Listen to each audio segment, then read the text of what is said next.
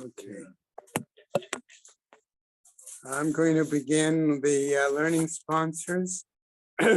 Year of Learning Isaac and Evelyn Blachor in memory of his sister, Rachel Bas Isser, friends of Leonie Meiserman, Leah Saber Bas Chanach Zundel, friends of Malaskotsky, Moshe Zelig Ben Mordechai, Martin Lipman and family in memory of his wife, Malka Chana Bas Pinchas. A month of learning by Rabbi Dr. Yankee and Malki Honig in memory of his mother, Rabbanit Hensha Ita Bat Chaim Yehuda, David and Sharon Karpel, Rabbi Tzvi and Robin Karpel, in memory of David and Tzvi's father, Zev Moshe ben Shlomo Yaakov. Carol and Josh Sanborn, in memory of her father, Yehoshua Shia ben Moshe Yehuda Cohen. Sarah Alpert and family, in memory of her husband, Harav Tzvi Lipa ben Hillel. Josh and Carol Sanborn, in memory of his mother, Chiana Bas Aryeh Leib, and his father, Shmuel Aryeh ben Baruch. B. Pizer, in memory of her mother, Razel Bat Shammai.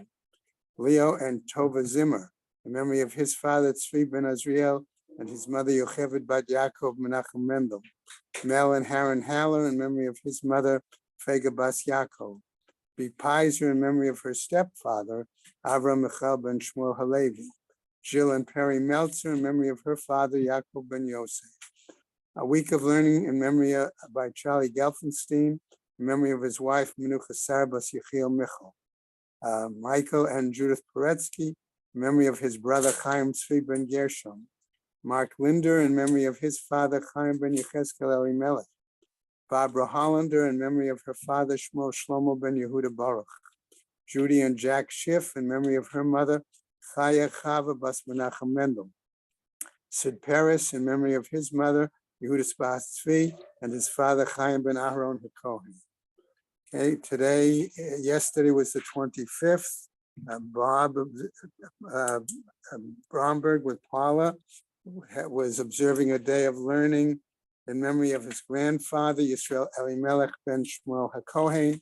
Today being the 26th, we have a day of learning by Brenda and Ed Parver, Sandra and Marty Levine, in memory of Brenda and Sandra's mother, Chaya Hudl Bas Yaakov Leib, by Judy and Ari Cohn, in memory of their friend Alvin Greenfield, Avram ben Yaakov, by Sandy and Barbara Cohen, in memory of his brother Chaim Shalom Aryeh ben Eliyahu HaKohen, by Mel Grossman, in memory of his brother David ben Menachem Monish, by Milton and Gail Meller, in memory of his father-in-law Shmuel ben Shlomo.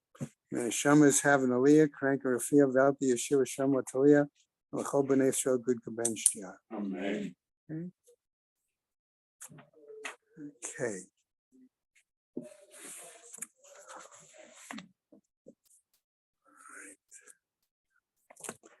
Okay.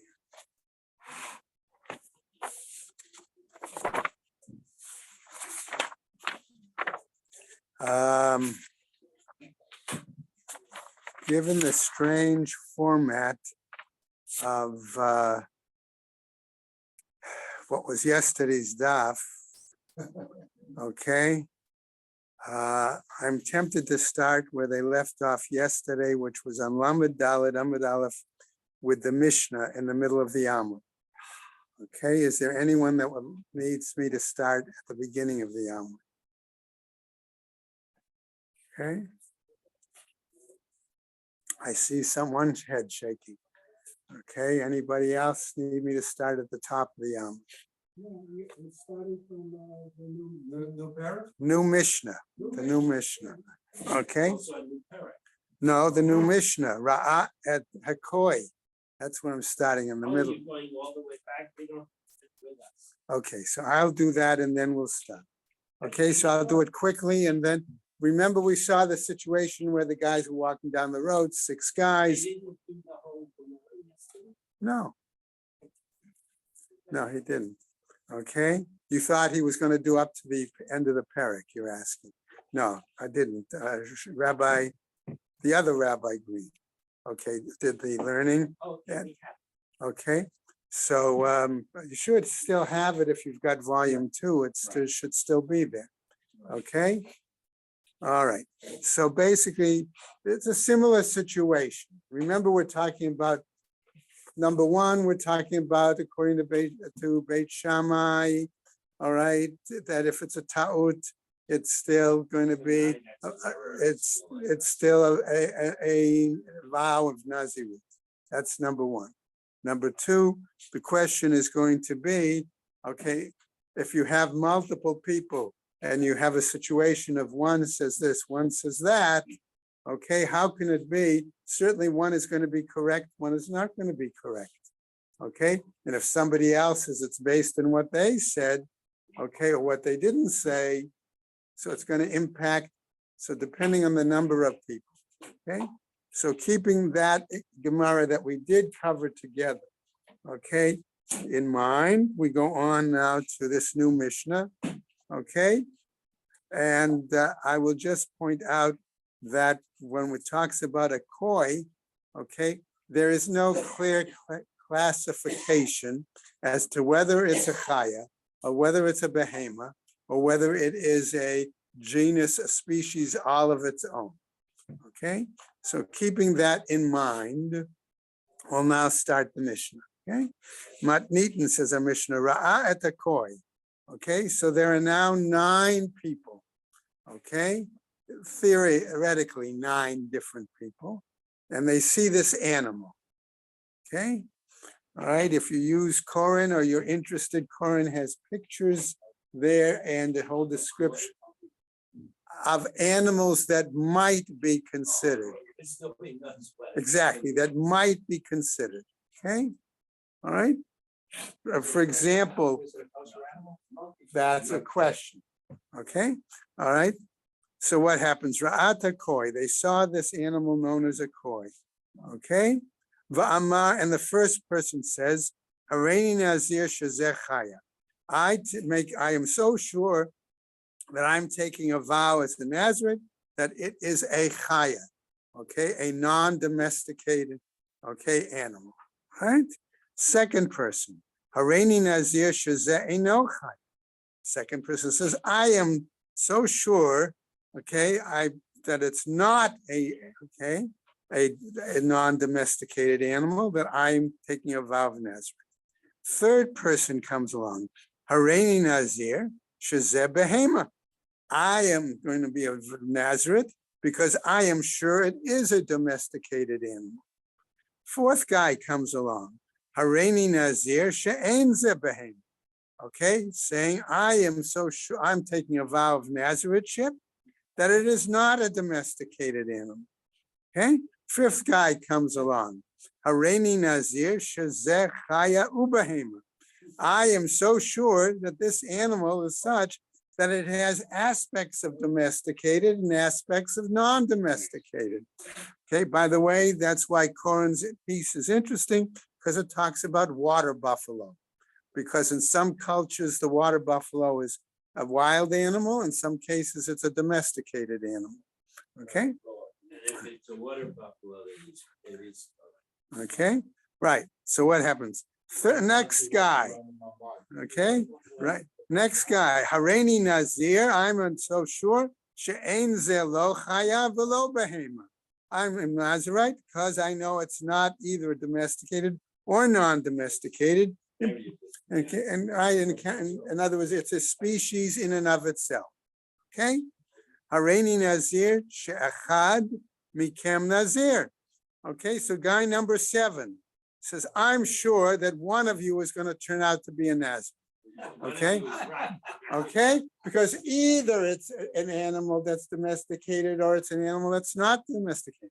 So, okay, or it's not, right? So one of them has to be, right? Okay, right. Number 8 says, Hareini nazir she'ein echad mikem nazir. I'm going to so sure I'll be a Nazir because one of you certainly is not going to be a Nazir. Because if it is a chaya, then the guy who says it's a behema is wrong. If he says it's a behema, the guy who says it's a chaya is wrong, etc., etc., etc., etc. Okay? All right, and guy number 9 says, what? Hareini nazir shekulchem naziri. I claim you're all going to be Nazir. Okay? Right? Harei kula Nazirin. Okay, so therefore our Mishnah concludes that they're all Nazirin, which number 1, again, shows us, okay, that the decision is based on, okay, that the Mishnah seems to be according to Beit Shammai. Or Okay, or that's where we're headed, or we're going to say, if we don't hold that it's like Beit Shammai, we could hold that it's Beit Shimon, by Rabbi Shimon, who does hold like Rabbi Beis Hillel, but where there is a doubt, you still become a Nazir. Okay, all right. Now Gemara, Tane Chada, one taught Tishane, according to one version, a Braita, similar to this Mishnah. According to one version, we were talking about Tishan Nazirim, 9, okay, separate individuals, okay, who each took a term of Nazaritship. Vitanya Idach, and according to another Braita, what do we have? Teisha Nizirut, okay, one person who took on 9 terms of Nizirut. Okay, what? So whatever happens, Bishlema Tisha Nazirin. That's understandable when we're talking about 9 people each taking on one term, right? Kagon Dahave Gavre Tfei. Excuse me, because there are multiple people, the eat piece va'azil bay, because each took attached themselves and they went according to one term. Okay? Ela tishan zirut lechad gavra. But if we're saying that the other Braita that says it was 9 terms, okay, There's only one person. okay, applying to one person, right? Hechi mishkachat la. How is that possible? Bishlema sheet. It's understandable if we have 6, like we saw in the previous Mishnah. Okay? Mishkachat la kiditnan. The first 6 in this Mishnah. It also applies there. But we saw it in the previous Mishnah where it was 6. Okay, so here too, we could also understand it. And if we're That taking one this person Mishnah, could be Have 6 this. whoa, or that one person could have 6, right? Mishkachad la kitanan, as was taught, okay, that one person could be changing his views. I think it's a behemoth. No, I think it's a l'chaya. No, I think it's this. No, I think it, and all kadei dibor. Okay, he could continue to change his mind. All right, Why not with 9? couldn't. Why? Because the Gemara is going to tell us now. Aval tlat, the last 3, heichem mishkachat la. How is that possible? Asks the Gemara. Amar Rav Sheshet, says Rav Sheshet, Kigon da Amar Hareini Nazir. That's a situation where one says, I'm a Nazarite, Unizirut, Hakol Alai, and therefore he declares, that last guy, that all of their status, all their terms, he's taking on myself. That's the second, Hadrana Lach Beit Shammai. Okay, and now it's a good reason why we call this, right, Perek Beit Shammai. Okay, all right, let's go on now. New text, new Perek. Sorry. Okay, Oh, all right. What do we have? Is we've got now a Perek that's going to deal initially with the various prohibitions, okay, and then we're going to see a machloket, and we're going to have a lesson in how 2 different methods of exposition, of drushing, okay? Right? And I call to mind that everybody is familiar more or less with at least one of these methods of drush, because we say it every morning when we recite Rabbi Yishmael Omer, where he gives his principles of drush. Okay, Shlosha Minim, there are 3, want to call them varieties, I'm going to say, or categories, okay? Of actions, whatever term we want to use. Okay, Asurin Benazir, where the prohibitions apply to one who's taking on Nazirutship. Hatum'ah, when he becomes Tumas Meis, all right? V'hatiglachat, regarding the issue of hair cutting. Vayotzei min hagefen, and deriving something that comes from a vine. Okay, And it's that issue of the vine that's going to be a significant discussion in the Gemara. Okay? V'chol hayotzei min hagefen, and everything that is derived from a vine, mitztarfin zeh im zeh, can join together.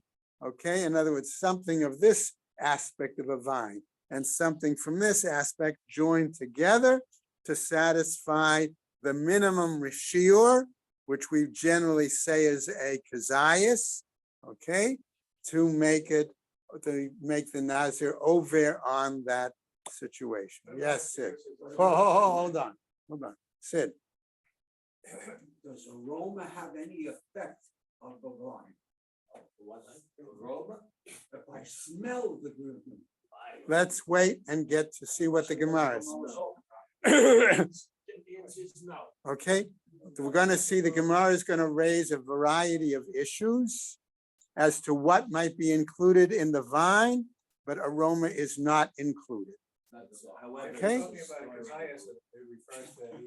The reason why I'm Okay, bringing we're it go- up, the reason why We'll get to that. there's such thing as smoke.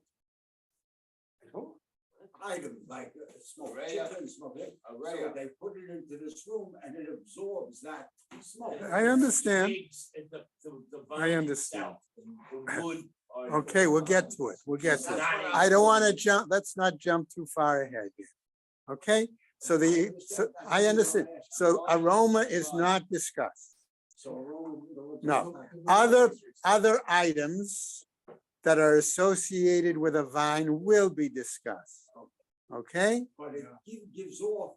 I understand the question. Okay, all right, okay, all right. Ve'ein chayav ad sheyochal min ha'anavim kazayis.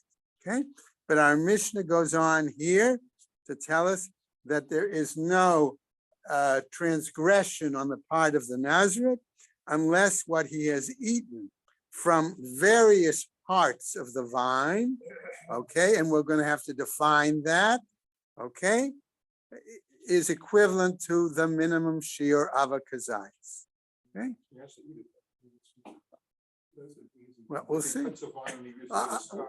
We'll see. That's irrelevant. We'll see. The Okay. wood is All right, not in- okay, so we're going to get to that. That's why I don't want to jump ahead yet. Okay, so remember, all we have here is this so far, the Mishnah is referring to minimum shear of eating, the Okay. edible parts. eating what might be available to be eaten from the vine. Okay, now, an earlier Mishnah, we're told. Mishnah, as we go on to the next, Mishnah Rishona, and earlier, a prior Mishnah, okay, is going to give us an alternative statement. Omeret, it says as follows, Ad sheyishteh revi'it yayin, until one drinks a log, a quarter of a log, actually, of wine, okay? So there we have a liquid minimum. Quick. So the earlier Mishnah assumed that solid measure was kazayas and liquid measure was revealed. Okay, Revius is significantly larger than. Okay. all right, think of the difference between the size of an olive and the revis might be, I'm going to tell you basically, egg and a half. A what? Egg and a half It's a review. is a revis, okay? All right, that, Depending on the sheet between. right, 3.2. whatever it is, but I'm saying, but that gives you a sense of the size difference, okay, Hesh? All right, clearly, okay? All right, now what happens? Rabbi Akiva Omer says, Afilu shara pito b'yayin, even were he to dip his pita, his piece of bread, in wine and eat that, okay? All right, what happens? V'yesh ba kadei litzaref kazayis chayav, and the amount of dipping in the bread absorbs the amount of liquid wine that would be a kazayas, okay? And he eats it. What do you mean no? Even if there's a tiny bit of wine. when he dips the bread in, the heter is combined with the usur if the total cumulative volume of both is a kezias, he gets malchus. You mean I have a different shot. Correct. Once the bread is dipped into the wine. The eating the, then that's what I the said. bread is If you dip it, considered mixed with if the you wine. dip the bread in the wine, when you eat it, okay, the total amount of bread and, Total of yes, the total of bread and, that's what I said, the total of the bread and wine, therefore it would be, if it equals a kezias, is then chayav, okay? The chayav al hayayin b'fnei atzmo, okay? And now this Rabbi goes on, and it would be transgressing for the wine itself, va'al ha'anavim b'fnei atzman, and on the grapes themselves, va'al ha'chartzanim, and on the chartzanim, which we're going to discuss in a moment, what chartzanim are, b'fnei atzman, va'al hazagim, and we're going to discuss in a moment in more detail what zagim are, b'fnei atzman, okay? Because we're going to see that there's a slight difference of opinion between how do you understand what chartzanim are and what you understand zagim are. Some want to tell us chartzanim means the grape skins. Others want to say the zagim is the grape seeds, okay, or grape pits. Okay, we'll see. Okay, Rabbi Eliezer ben Azariah Omer, he says as follows: Ein chayav ad sheyochal shnei chartzanim v'zag. According to Rabbi Eliezer ben Azariah, one does not transgress unless they eat 2 chartzanim and 1 zag. And Okay. have a kezias. Okay, and the combined item is equal to a kazan. That's understood. Oh, that's another issue. Okay, so what happens? Eluhein hachartzanim ve'eluhein zagim. What then are the chartzanim and what then are the zagim? Hachartzanim, what we define as chartzanim, elu hachitzonim. That's what's on the outside. Okay, the grape skins, it would appear. Hazagin, what's that? Elu hapnimin. That's what's on the inside. Okay, namely the grape pits or the grape seeds. Divrei Rebbe Yehuda. That's the explanation according to Rebbe Yehuda. Rebbe Yossi Omer, he says as follows: Shelo tit'eh. Okay, in order so that one not err, make a mistake. Kizag, it's like a bell shel behema, like the bell that was worn by certain animals, right? There's 2 parts of a bell, okay? There's the outer part, and there's what we might call the clapper, okay? Hachitzon, zog, vapanimi, inbal. Okay, the outer side is the zog, okay, that's the bell itself, okay? And the inner side is the inbal. Keep wondering as I was looking at this, why is that hotel called the inbal initially? Because it was shaped like that way. Okay. All right. So what happens? Shlosh. Now we get to our Gemara. Our Gemara is going to continue. Okay. He says the skin is the zag. Right. He disagrees. Okay. Okay, what happens? Shlosha minin asurin benazir. Our Mishnah said 3 categories or 3 aspects, items, okay, are prohibited, all right, and he listed them, okay, and then it went on to include, there's the 3rd item, hayotzei min hagefen, that which is derived from the vine, and yes, gefen atzmo, the vine itself, no. Well, okay. Matnitin de lo Rabbi Eliezer. That must imply that our Mishnah could not have been edited or spoken by Rabbi Eliezer. Why? Tanya. Because we learn a braita as follows. Rabbi Eliezer Omer. He says, according to Rabbi Eliezer, what would be included in Hayotzei min Hagefen, and I backtrack to clarify. Afilu alin velulavin b'mashma. Even the leaves, and I'm going to call it the shoots or the tendrils. Okay? Art Scroll translated it shoots. Koren translated it tendrils. Okay, again, Koren had pictures to be able to clarify the example between that. Because in many plants, the leaves and the tendrils are eaten and they're considered, okay, things like that, right? B'mashma are included according to Rabbi Eliezer, right? Ika da Amre. And now we have an alternative statement saying it. Okay, namely, okay, Ika da Amre la asefa. There are those who say this refers to the following at the end. In other words, the third item in the list that we saw, Eino chayav ela ad sheyochal min ha'anavim kazayat, that one is not transgressing unless they've eaten from the grapes the shiur avekazayas. Min ha'anavim, and from the grapes, yes. Mihagefen atzmo, lo. But from the vine itself, no. Okay, what do we mean there? Matniten the lo Rabbi Eliezer. In that case, by the second lashon, the Ika da Amre lashon, our Mishnah clearly would not be like Rabbi Eliezer. Why? The Tanya, because the Braita says, Rabbi Eliezer Omer says, Afilu alin velulavin b'mashma. Even the leaves and the tendrils are included. Okay? B'mai kimiflage. What are they then arguing about? Rabbi Eliezer darish ribui umiute. That Rabbi Eliezer is using the method of exposition of ribui umiut. Okay?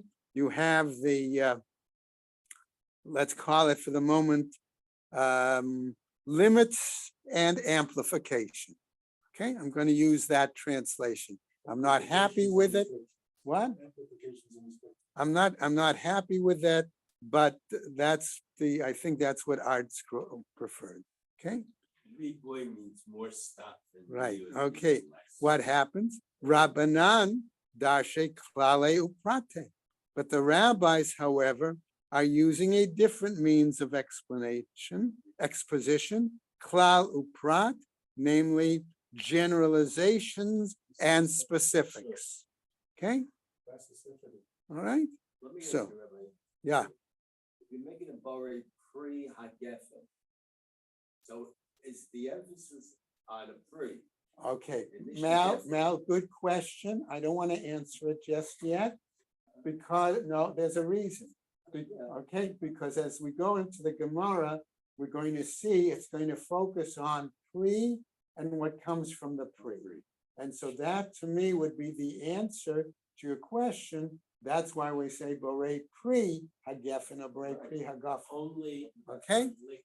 Not All right. Grapes, not on grape jelly. All right, so that's the point. Okay, so it's a good question, but I feel the Gemara is going to try to define it when it clarifies what's derivatives of the vine. Okay, and it's going to narrow it down specifically to that. Okay. All right. Okay, so what happens? So we see two different methods of drasha, of exposition being used. Okay, a reminder again that Rabbi Yishmael's principles that we recite every day do refer to klal uprat, or really klal uprat uklal. Okay, which we're ultimately going to sneak in here as well. Okay, but the point is, all right, now what happens? We go on. Rabbi Eliezer darish ribui umiute. We're saying that Rabbi Eliezer is using the example of limits and amplification, or we want to say amplification and limits, right? Miyayin starts off citing the pasuk, Miyayin v'shechar yazir. Okay, from wine and okay, yes, you're right, old wine, but I wanted to use a different word there. Okay. No. In other uses. Aged, okay? Okay, aged wine, okay, right? Me 8. So that is the limit. Mikol asher yasemi gefen hayayin, from anything that comes from as a product of the vine of the wine, right? Okay, oh, that's where we're headed. Right, Ron, that's where it's gonna be headed. Okay, all right, what happens? Riva, that's the amplification. Mi'et v'riva, we have a limitation, and then we have an amplification. Riva hakol, that means that we include, the amplification builds on it, and therefore includes more things. Okay, my riva, what does it then amplify or include? Riva ko mili, it includes all similar things. My mi-8, what then does it limit? Mi-8 shabishta, it's going to eliminate or limit the branches. In other words, the wood. Okay, V'Rabbanan. Now we flip and look at the rabbi's view and how they darshan. V'Rabbanan darshe klale uprate, and the rabbis use a different methodology. They're using generalization and specification, citing the pasuk again, very same pasuk. Miyayin v'sheichar yazir, again from wine and aged wine, he makes his Nazareth vow. Prat, that is my specification.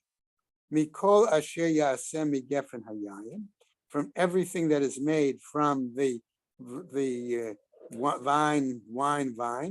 Klal, that's my generalization. Mechatzanim va'ad zag. Now I cite furthermore. Okay, from, I'm going to use the earlier, from grape skins to grape pits. Chazar uprat.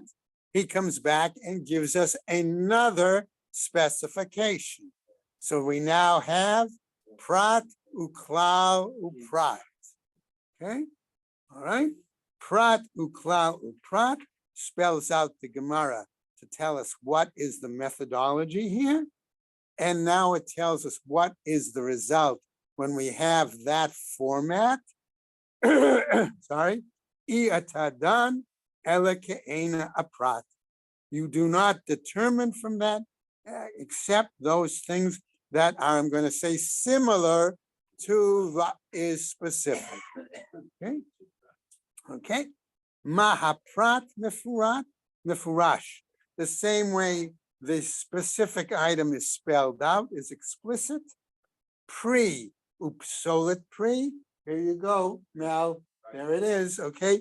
We're talking about the fruit and what is the, so to speak, left over, the waste from the fruit. Okay. Afkol pre, upsolit pre. So likewise, any fruit and what is the leftover, the waste from the fruit. Okay. It still has stuff right here. Okay. Okay. So We'll see. according to klal uprata klal, you could eat grape. Grape leaves, right? But according to Reed. Boy, you could. Right, exactly. Now we get a challenge. Ema, I might say as follows, challenging this prat, uklal, uprat. Okay? Uema, what? Haprat mufurash prigamor. Maybe when we talk about the specific, we're talking about the essential fruit. Okay, a completed fruit. Yeah, right. Okay. Great. Might be right. Afkol prigamur. So likewise, I'm referring to any other kind of essential completed ripe fruit. Amarta, no, but you're going to challenge this challenge. You're going to answer it and say as follows. Im kain, if that's the case, mahiniach lach hakatuv b'mashma'o shelo amru. What then are you leaving, okay, for the rest of the pasuk to be able to teach us? Okay, namely, anavim lachim v'yaveshim. Are you then talking about fresh grapes and dried grapes, which would be raisins. Haktive, that's already written. Yayin v'chometz. Maybe you're talking about wine and vinegar, as Ron said, right? Haktive, that's already written. Okay, all right. What happens? Ha ein alecha ladun kilashon acharon ela kilashon rishon. Here, therefore, this tells us you cannot base it clearly on the earlier statement. You have to base on the later statement. I'm sorry. You have to base it on the earlier statement, right?